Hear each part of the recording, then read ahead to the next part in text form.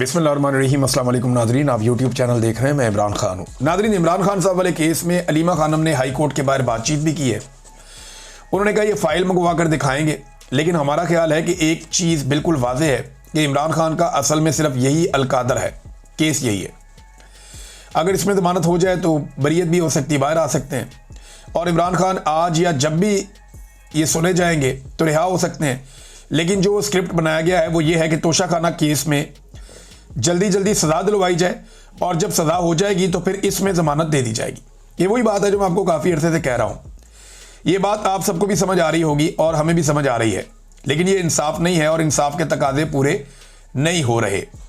एक और केस है जो 25 अप्रैल से लगा हुआ है, जिसकी आज सलमान सफदर ने बात की थी, वो है तोशाखाना 2। लेकिन तोशाखाना 2 क्या होता है? तोशाखाना का इमरान खान पे एक केस बना, सारा कुछ आ गया तो केस फैसला हो गया। अब ये तोशाखाना 2 बना लिया, कल आप तोशाखाना 3 बना लें, फिर 4 बना लें। इस तरह तो एक आदमी आप 1000 साल तक अंदर रख सकते हैं। भाई अभी ये जो अनवारुल हक काकड़ देकर गया तोशाखाना के तोहफे, वो कहां गए?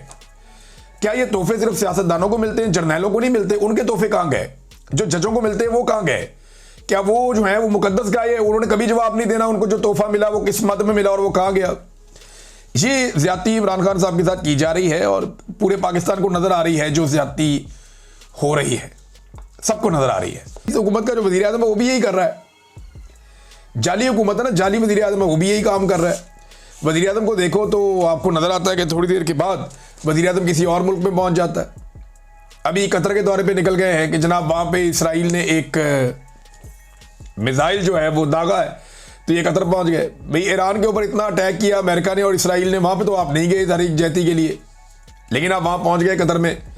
अफगानिस्तान आप नहीं गए, जहां से पैसे आते हैं इनको यहाँ फटाफट पहुंचते हैं। आपको पता ना कतरियों के इनके पुराने ताल्लुकात हैं, तो वहां फौरन ये पहुंच गए हैं बूट पॉलिश करने के लिए। जनाब हम आ गए, हुक्म करें, करना क्या है? हम किराए की फौज है, किराए के लोग हैं, बताओ किससे लड़ना है, क्या करना है?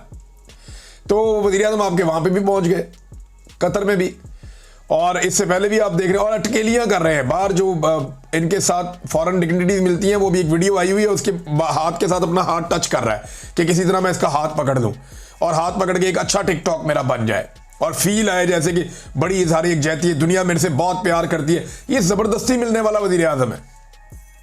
जो इसकी तरफ हाथ बढ़ाता है उसके गले लग जाते हैं जबरदस्ती, और वीडियो बना लेते हैं, ऊंची ऊंची हंसते हैं, कहके लगाते हैं, हा हा हा हा। ये क्या चल रहा है? ये वज़ीर आज़म है, जोकर है। क्यों आपने पाकिस्तान के साथ ऐसा मजाक किया? और वो कॉन्फिडेंस ही नहीं है वो, यानी जो इमरान खान का एक औरा था, जो इमरान खान का एक कद था, जो इमरान खान दिखता था, जैसे वो लोगों को मिलता था, जैसे लोग उसे प्रोटोकॉल देते थे, अब उस एहसास कमतरी से निकलने के लिए होची हरकतें की जा रही हैं। और ये मिलिट्री एस्टेब्लिशमेंट ने पाकिस्तान में मुसल्लत किया और उनकी अपनी हरकतें भी ऐसी हैं बेचारों की। तो इमरान खान बनने के चक्कर में ना ये सारे पागल बनते जा रहे हैं और वो दिखाई भी दे रहा है। मुल्क में सैलाब आया हुआ है, इनके सैर सपाटे खत्म नहीं हो रहे। भाई इस वक्त तो आपके पास टाइम ही नहीं होना चाहिए, सैलाब में फंसे हुए लोगों का ख्याल रखने के अलावा आपके पास करने के लिए कोई काम और होना ही नहीं चाहिए। लेकिन देखें ना, जो लोग तनकीद करते हैं, जो मीडिया दिखाता है कि जनाब ये देखें ये क्या हो रहा है, ये देखें ये क्या हो रहा है, ये देखें हुकूमत कश्तियाँ नहीं पहुंचा पा रही, ये देखें हुकूमत अवाम को खाना नहीं दे पा रही।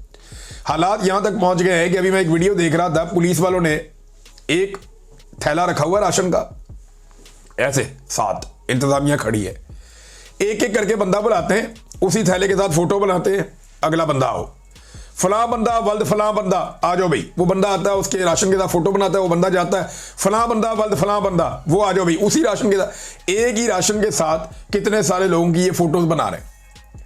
जरा उन लोगों की ना आंखों को आप क्लोज करके देखें, उस वीडियो में उनकी आंखें झुकी हुई हैं, चेहरों पर शर्मिंदगी और मायूसी है, लेकिन उनके बच्चे भूखे हैं ना, वो मजबूर हैं बेचारे।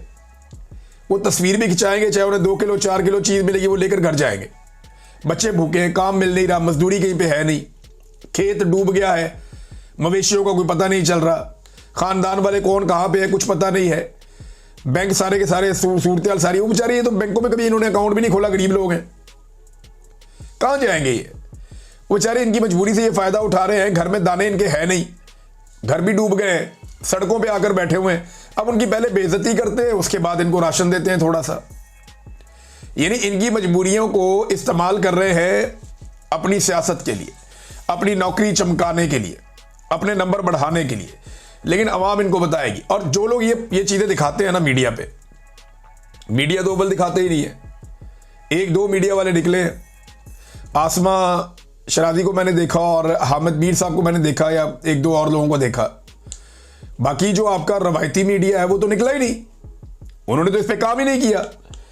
लेकिन ये सारा अभी अगर एंटी एस्टेब्लिशमेंट होती ना ये वाली हुकूमत, या एस्टेब्लिशमेंट इस हुकूमत के खिलाफ होती, तो फिर आप तमाशा देखते कि इस मिलिट्री एस्टेब्लिशमेंट ने पाकिस्तान के सारे मीडिया को इस सलाब के ऊपर लगा देना था कि जनाब फौज के अलावा कोई इदारा मदद नहीं कर रहा, ये दिखाना था, तबाही कर देनी थी पकड़ के इन्होंने हुकूमतों की। लेकिन अभी क्योंकि ये हुकूमत की बैकिंग कर रहे हैं तो जो जुल्म हो रहा है वो भी नहीं दिखा रहे। अब धमकियां ये लगाई जा रही हैं, पंजाब के इंफॉर्मेशन मिनिस्टर ने कहा जी कि तनकीद करने वालों को धमकियां लगाना शुरू कर दी कि हम सैलाब के बाद निपटेंगे, सैलाब गुजरने दो, ये करेंगे वो करेंगे, भी अवाम आपको निपटेगी, हम निपटेंगे, पाकिस्तान निपटेगा।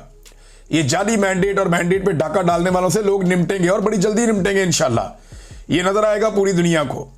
सऊदी अरब ने जो इमदादी सामान भेजा, कैपेसिटी आप इनकी चेक करें, जो सऊदी अरब ने इमदादी सामान भेजा उसके अंदर सोलर प्लेटें भी थी। ये कसूर के अंदर सामान बांट रहे थे लोगों को, लोग आ रहे हैं अपने मोटरसाइकिल पे बांध के सामान लेकर जा रहे हैं। इमदादी सामान है, एक तो सामान अपनी मर्जी के लोगों को देते हैं, ये सामान उनको भी दे रहे हैं जो सैलाब में डूबे ही नहीं, यानी अपने बंदों को बुला के उनको नवाज रहे हैं, ले जाओ सामान, सऊदी अरब तो है।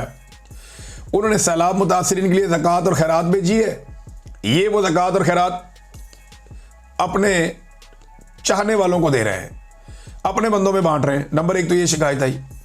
दूसरी शिकायत ये आई कि सऊदी अरब के सामान के साथ सोलर की प्लेटें और निज़ाम था जिनके ज़रिए से ये लोग आर्जी तौर पे अपनी बिजली पैदा कर सकते हैं, या मुस्तकिल नौयत भी वो लगा रहे तो ठीक है, तो बड़ी अच्छी सोलर प्लेटें हैं।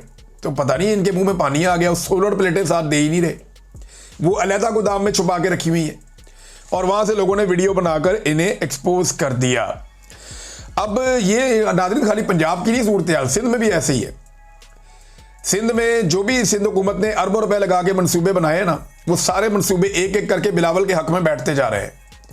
जैसे मिलिट्री एस्टेब्लिशमेंट इनके मुखालिफ खड़े होने वाले उम्मीदवारों को इलेक्शन में बिठा देती है ना, कि ये बिलावल के हक में खड़ा बैठाओ, वो भी खड़ा है उसको भी बैठाओ, वो खड़ा है उसको भी बैठाओ, वो पीटीआई वाला नहीं बैठ रहा नायल करो, फला नहीं बैठ रहा बैठाओ। इनको सारों को बिला मुकाबला करवाती है मिलिट्री एस्टेब्लिशमेंट। बिलावल की बहन को इलेक्शन लड़वाया, सारे ही बैठा दिए, वो बेचारा अभी तक केस लेके फिरता रहता है, पीटीआई वाला जो था एमएनए का उम्मीदवार, सारे बिठा के बिला मुकाबला करा के लाके हलफ करवा दिया कि लो ये बिलावल की बहन है, इसको तो इलेक्शन लड़ ही नहीं सकता इसके खिलाफ कोई। तो इसी तरह जैसे उम्मीदवार बिठाए जाते हैं वैसे ही प्रोजेक्ट भी बैठ रहे हैं। गुज़िश्ता चंद महीनों में बिलावल ने जिन मंसूबों का इफ्तिताह किया ना, लगभग 70 अरब रुपए के मंसूबे वो एक बारिश में बैठ गए हैं। कल मैंने आपको हाईवे दिखाई थी, वो जो शाहराह भुट्टो, वो देखे कैसी बैठी है, बेड़ा गर्क हो गया उसका एक बारिश में। उसके बाद जनाब ये एक और नदी है, ये भी बैठ गई है, वो कैनाल भी बैठ गई जो हब कैनाल है। तो बेड़ा गर्क सिंध में भी यही है, पंजाब में तो ये है, नालायकी है, नकम्मापन है, एक अजीबोगरीब टिकटॉक हुकूमत है। सिंध में भी यही है। और जब बिलावल से सवाल करो तो वो रोने वाला मुंह बना देता है, सहाफियों को मुंह चढ़ाना शुरू कर देता है, आंसू निकाल के रोने वाला मुंह बना के। तो बहुत ही अजीब है, ऐसा लगता है कार्टून चल रहे हैं पाकिस्तान में, कोई हुकूमत नहीं चल रही। इतने बेवकूफ़ लोग और इतने गैर जिम्मेदार लोग, इतनी बचकाना हरकतें ये अब होती हुई देख रहे हैं, अपनी आंखों से देख रहे हैं, और मिलिट्री एस्टेब्लिशमेंट इसमें खुश है। नाज़रीन अब तक के लिए इतना ही, अपना ख्याल रखिएगा, अपने इस चैनल का भी। अल्लाह हाफिज़।